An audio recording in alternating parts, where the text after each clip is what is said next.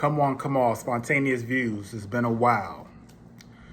But unfortunately, when these situations happen, I come in and I talk about certain topics that's a little sketchy, if you ask me. Apparently by now, everyone knows that the actor Malcolm Jamal-Warner is no longer with us. They said he got swept away in the rip current. I'm gonna do as I do as usual. I got some videos queued up. I am still working, but it doesn't matter. I'm about to go on a tear over the next week and a half or so, and I'm about to just ride out with these videos. Just briefly before I start, I'm at the age where I grew up watching Malcolm Jamal Warner from the Cosby Show. He was like somebody that we looked up to, being a little black boy growing up. If I'm not mistaken, I think he's actually from my hometown, Jersey City, New Jersey. Malcolm Jamal Warner is it definitely touched me when I heard about the situation. But of course, when I did hear of the situation or what happened to him, I already knew it was something fishy about it. Now, this is obviously going to be part one to the Malcolm Jamal Warner conspiracy death. I'm going to go through these two videos. I'm going to do a part two, hopefully by next week. I have a little bit more time on my hands. But let's get to this first video. Shout out to Introvert Rockstar. Like I said, y'all know how I do. I play videos and I go through them and I dissect them and we just go from there. Let's play this first video and let's see what they are telling us about Malcolm Jamal Warner's death. Cosby Show star drowning in secluded paradise on Sunday. What makes that beach so treacherous? You know, it's similar to other beaches where there are strong rip currents that are deceiving. Mike Geist helps run a volunteer lifeguard organization here. He says while no lifeguards were on duty that day, Geist's friend, who happens to be a trained lifeguard, was there to surf and discovered Warner unresponsive in... Pause right off the bat. Repause on that right off the bat. The story that I'm hearing is that somehow, some way, the time when Malcolm Jamal Warner was swimming, ironically, there were no lifeguards in the area where he was at. They were called to another area of the beach that had more activity going on. So apparently where he was at, there was no lifeguards in that area. But when the incident happened, all of a sudden the lifeguard just appears. Let's continue. In the water. You know, the first thing that they do is they bring him to the surface and give the emergency respirations. Right there. Right there. In the water. In the water on the surfboard. And when he didn't respond to that, my friend rapidly took him into the beach and they immediately began CPR. These are the first things we saw when we pulled up to the beach. Signs in Spanish and English warning people about potentially hazardous conditions. This sign even giving a roadmap for how to escape a rip current. Costa Rica's Red Cross says they were able to rescue another man alive who was taken to a clinic in critical condition. And with okay, we're gonna pause it right there too. I'm gonna tell you what they do. And when I say they, the people that carry out these hits, this is what they do. When the story first broke, everybody was asking, well, how was Malcolm Jamal Warner out there by himself? This is what I mean by when the first initial report that comes out, you need to listen to that because the story is going to change. This story has changed multiple times. I'm going to get to that later on if I had time. At first, they said there were nobody in the area of him swimming. Then all of a sudden, this anonymous guy is in critical condition that was in the same area. I'm trying to figure out first, what is this guy's name? Where is he from? Where is his family? So, like, these are normal questions that we need to be asking ourselves. Where did this guy come from? How all of a sudden we got this one person in critical condition, but when the story first started, we didn't hear about nobody else. Another thing before I continue, and I might be going ahead of myself, but while it's on my mind, if this incident happened in international waters, this is Costa Rica, which is outside of U.S. territory, how did TMZ get the information that fast when we're in international territory? How did TMZ get the information that fast? Who was there to report it, to bring it back to us, to report that Sunday when we first heard the news that he passed? If you're in international waters or in an international set, how are they able to give us the information that fast? Fat Jesse joins us now live from Costa Rica. Jesse, officials say Warner's autopsy is now complete. It was completed this morning, according to authorities. I hate to pause it right there too, but yeah, you already know I'm gonna do a couple parts to this because I'm long-winded. I'm sorry, y'all. An autopsy already? And again, who reported that the autopsy was already done?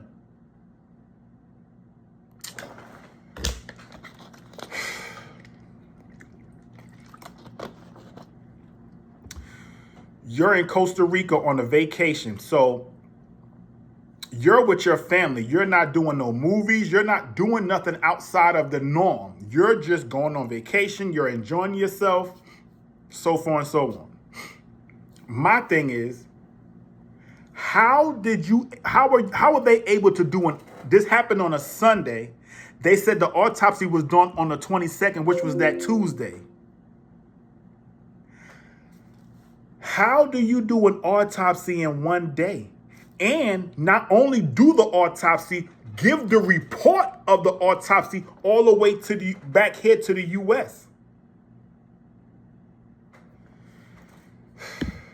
Tom, and they say that it confirmed that Warner's drowning death was in fact an accident. Tom, Jesse Kirk. And you already know, on this channel, we hold racist, Caucasian people accountable, because if we don't, who will? And before we start this video, if you don't like black people, black issues, black talks, get to stepping. And this article is by TMZ. It was published July 23rd, 2025.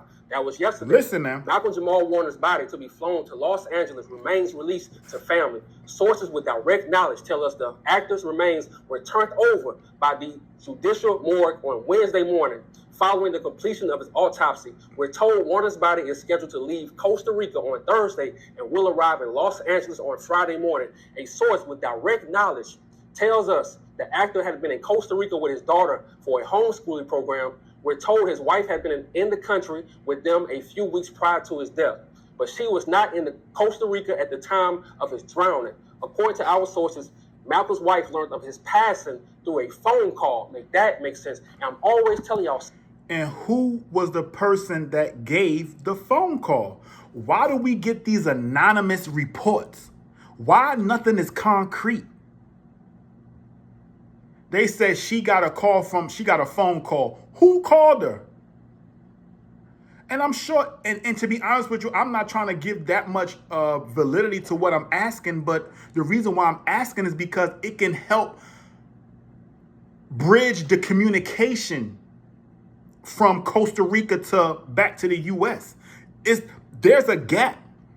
They just hopped over and went to this bridge and just said, oh, phone call, autopsy. There's something missing. Something is missing.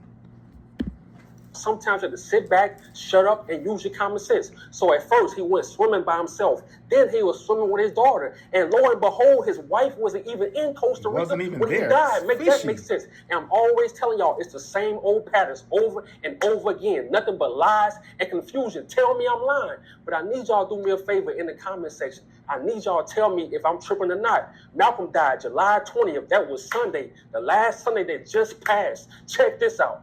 The autopsy for Malcolm Jamal Warner in Costa Rica was completed on Tuesday, July 22nd. The autopsy confirmed that his death was due to accidental asphyxiation by submersion. Make that make sense. So you telling me it took them people a day and a half to complete the autopsy? America don't even move that fast. Matter of fact, I cover multiple stories of black people. It took them 8 weeks to complete the autopsy, and they still got it wrong. So you want me to sit back and believe that Costa Rica got the autopsy right for a black American man? Hell no. And the irony, and how ironic that it was no lifeguards on the scene, and you want me to sit back and believe the Red Cross after knowing all their history, all the scams. You want me to sit back and believe anything the Red Cross says? Hell no. But the rabbit hole gets. But hold up, and I think he might touch on it. But first they said there were beachgoers that found him. Then the story changed and said the lifeguard or the lifeguard, no, not what is this, the Coast Guard, I'm saying, found him. Who found him now? First it was beachgoers, then it was the Coast Guard. What? Why does the story why is there nothing concrete when it comes to stuff like this? You think we're going to sit back and believe this crap? Come on, man. It's even deeper. Check this out. And before I read this, I couldn't play the interview because the interview had music in it. But I need y'all to go watch this interview of Jaleel White, a.k.a. Steve Urkel, speaking about Michelle Thomas, his co-host and his friend. Check this out. Jaleel White, a.k.a. Steve Urkel, he said Michelle had a lot of opportunities to sell her soul to the devil, to start climbing a little faster. She just wasn't that type of girl. Make that make sense. And all of a sudden, at 30 years old, she dies of stomach cancer. A healthy young woman all of a sudden dies. And I keep telling y'all, it's the same old pattern with these people. It's always a conspiracy, or if someone decides not to sell a soul or do anything for fame, they get them up out of here. And lo and behold, guess what? They was in a relationship. Michelle and Malcolm was in a relationship, and now they both dead. Make that make sense. And I keep telling y'all, you cannot trust Hollywood. You cannot trust this media. I don't care what they say. Tell me I'm lying.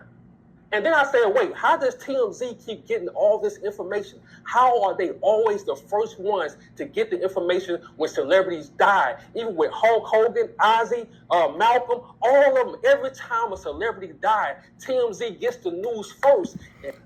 And just to touch on that, we used to, well, I don't want to say used to, but we still praise TMZ when it comes to information, because as soon as somebody say, oh, TMZ reported it, we immediately say, oh, it's right. But have we ever thought really deeply as to how does TMZ always have the right information? How are they always in the right place at the right time? Anything that happens, TMZ is always the first one to report. Why?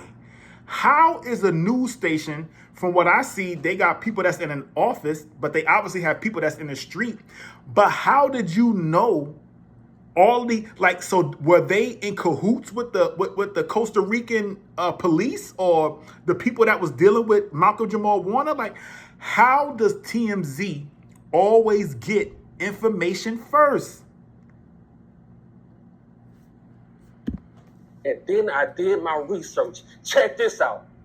TMZ often breaks news first due to its extensive network of sources and its focus on speed over traditional journalistic processes.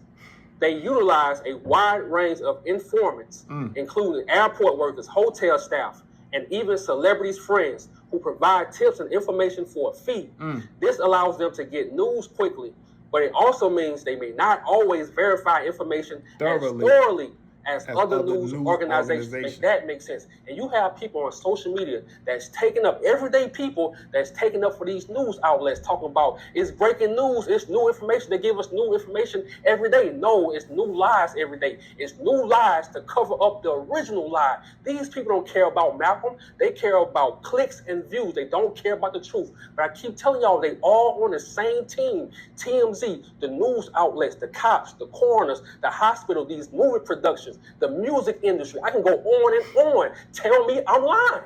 And sometimes I have to sit back because these people really be trying to play in our faces. They go tell us, okay, Malcolm died July 20th. That was on a Sunday. That was last Sunday. And they go tell us the autopsy was finished on a Tuesday. Make that make sense? So you telling me it takes them, you might as well say one day to complete an autopsy? Because they had to report it that Tuesday. Right there, right in our faces. Look, Malcolm was fighting for his royalties because they stole his money. They owed him money, and he was fighting. Aw, shucks. Do we have another Angie Stone situation, anyone? Now I'm gonna get in depth to that. I got some videos, but that's gonna be later. This is like an introduction video. But for what I'm hearing, that he was fighting the industry for some royalties. He also had a podcast. I don't want to misquote it. It was something about not everything is all hood, but don't quote me on that. It was dealing with issues in our community that he was trying to better our community. And anytime you try to have anyone try to better our community, which is the black community, you're not going to be well received, if you know what I mean. Fighting for that, and they knew that. They knew it, and they was playing games right in his face. That's why I'm always telling my people, we don't need Hollywood. Hollywood needs us. So rest in peace to Michelle Thomas. Rest in peace to Malcolm Warner. We'll never forget y'all. I know I won't. I'm out. So I'm having a moment. This was one of his last videos. It's a moment of extreme gratitude. There are people showing up for me in a way that makes me a little emotional. But real quick, doesn't that sound real eerie to what Angie Stone was saying? How people was looking out for her, and then as soon as they get to a point to where those people are at the cusp of really gaining or getting what they really want, that's when something crazy happens. I'm gonna finish this video and I'm gonna go to one more, but I'm not gonna be able to finish that next one. Thing is, but people are showing up for me, and not that I should be surprised, because these particular people would be people who would show up for me because that's just the kind of people they are. But it still doesn't negate the I don't know, the gratitude, whatever emotions it brings up, being touched in my heart and my soul. It's just really cool. And it makes me think about, maybe wants me to share, be a good person, right? Be good to others, be of service, do good for other people. All right, I'm gonna go back to that probably later on in my series here. I'm gonna go to another video. Shout out to Black Balloon. He had a couple videos that he did, but I want to touch on this one right here. This video is going to conclude just part one, but let's just see what he's talking about on this one. From this New York Times article about how Theo died, right? So these are the latest details on how he died in an area known for rip currents, right? So it says the beach in Costa Rica where Malcolm Jamal-Warner drowned was known for its strong surf and dangerous rip currents. It was not protected by lifeguards when he died on Sunday. A second man who was rescued from the sea that day was in critical condition. Now, I'm not sure if they said that man was swimming with Malcolm Jamal, or if he was a friend, or he was just another man who just happened to go under. We don't know, but well, hell, they could be lying for all we care. Right? This guy got out. He's in critical condition. He's anonymous. We don't know his name. They say he was swimming on the beach at the Caribbean side of Costa Rica, south of Limon. He was apparently swept away by a current around 2 p.m. on Sunday. 3 ambulances, a jet ski, and 9 rescuers were dispatched to the area. A popular tourist destination called Playa Grande a spokesman for the Costa Rican Red Cross said in a statement that, that area was very popular for tourists is what I was trying to say. So it says Warner was pulled. Okay, hold up. So you're telling me there's an area that's popular for tourists, right? You know that this area has rip currents, right? But just ironically, on this particular moment in time on July 20th, you had no lifeguards on duty. Or in that area that you're saying that is popular for tourists. It's obviously a highly trafficked area on this side of the beach. And in that moment, that beach lifeguard team said, we're gonna we ain't gotta worry about over here. Let's go over here. Another thing I want to add before I continue. Let's just say he's in Costa Rica. A lot of people don't know who Malcolm Jamal-Warner is. But you telling me that there were no cell phones? Nobody had a cell phone that can record this information or this event? Even, let's say if he was popular or not, people go on their cell phone and record people if they're not famous or not. They want to get clicks and likes. They trying to go viral. So if they catch somebody that actually drowned, it doesn't matter who he is. They would have recorded it. Just the fact that it's Malcolm Jamal-Warner makes it even more of a sketchy situation. It's a little sketchy here because you're telling me that there were nobody on this beach that had a cell phone that could have recorded this event. All we get is still photos. And hell, for all I know, those still photos can be for a whole nother scene. This is what they do too. The same photos that they showed of Malcolm Jamal-Warner supposed drowning, those photos could have came from something else. It didn't have to. What I'm trying to say is that those photos probably didn't happen on July 20th. Those photos could have happened, months ago. It could have happened last year. They're just giving us a still frame. We don't have no names of no lifeguards. We don't have no names of anybody that did anything. The only names that we have is TMZ. We have this anonymous person that you would have thought that this guy that they rescued earlier that day, why not give his name? Why are you not going to give his name?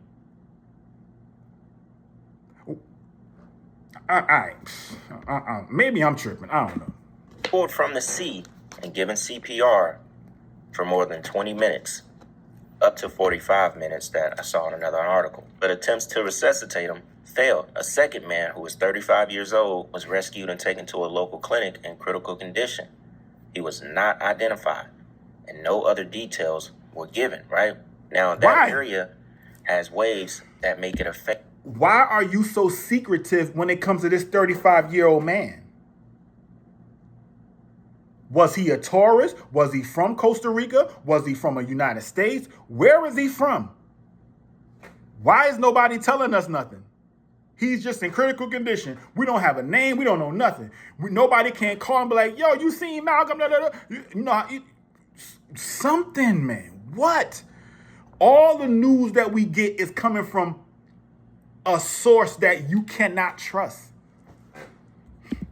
Favorite among surfers and is known for dangerously strong rip currents, right? Now, here's something that was interesting. Mike Geist, the vice president of Caribbean Guard, a group of about 35 volunteer lifeguards who patrolled 3 beaches in the area, said a lack of resources had left the beach where Warner died unguarded on Sunday. The group had But hold up, they just said it was a heavily tourist spot. Any spot that's got a heavily tourist attraction, that's the economy. They make money. So how do you not have the what resources? But you ain't had no lifeboats or you ain't had no jet skis? Like what you didn't have?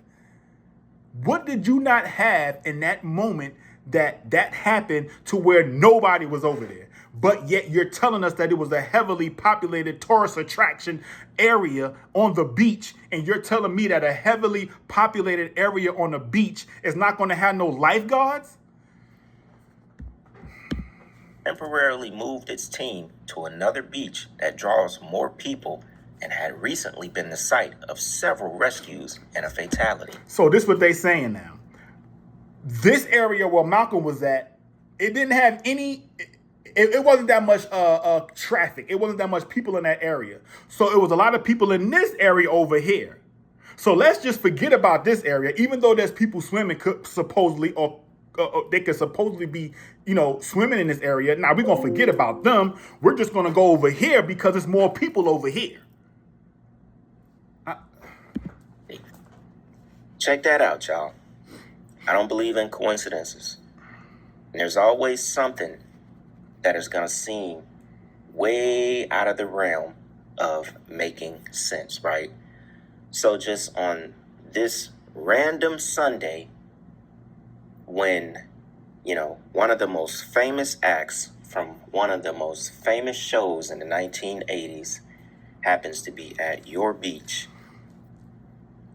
this day, no lifeguards None. on the beach. In fact, they were temporarily moved to another beach that supposedly drawed more people. So I'm going to conclude with this. It's going to be a part 2 coming up. They were temporarily moved. Sounds like they were ordered to move to put out and hit, allegedly. But it's mighty funny and not much of a coincidence that when they were ordered to move, this happened.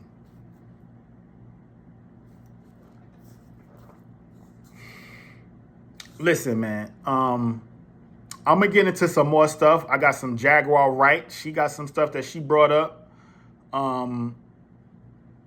don't want my videos to be that long. Really, I try to aim for about 20, 25 minutes, and I try to keep it like that. Sometimes they go a little over. Let me see if I can capture a little bit more before I close this one out.